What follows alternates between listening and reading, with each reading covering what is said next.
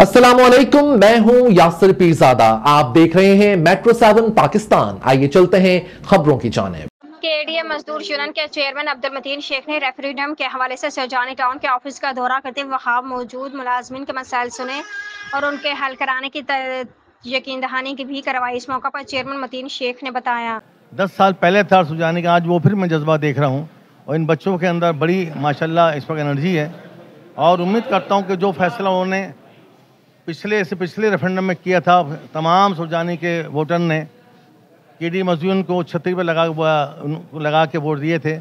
मैं उम्मीद करता हूँ कि इंशाल्लाह वही रिजल्ट इस दफ़ा भी होगा, एक वोट भी इधर से उधर नहीं जाएगा और तमाम 36 पे लगेंगे। मैं इन्हें मुबारकबाद देता हूँ आज के जलसा करने पे और क्या कराम है, ताकि भरपूर तरीके से इन लोगों ने शिरकत की है। अल्लाह हम सबको, पाकिस्तान को, हम सबको सलामत रखे और पाकिस्तान के लिए इंशाल्लाह हम जी रहे हैं। अस्सलाम वालेकुम। बात यह है कि ये पार्टी जो है सियासत से पाक है, बिल्कुल ये किसी सियासी जमात की तर्जुमानी नहीं करती।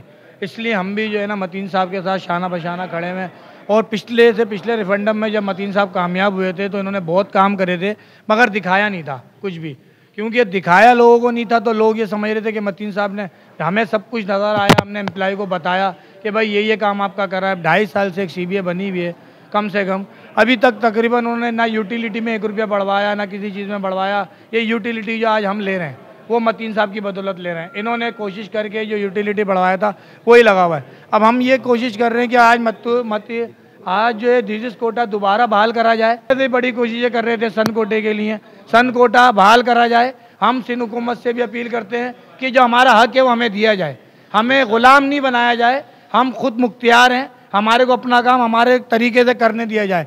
और मैं अपने लोगों से भी अपील करता हूं कि यार आप लोग भी थोड़ी मेहनत करके और आप लोग भी कोशिश करके इस इदारे को आगे बढ़ाएं, ऐसे बंदे को कामयाब बनाएं जो आपके लिए काम कर सके और आगे आवाज़ उठा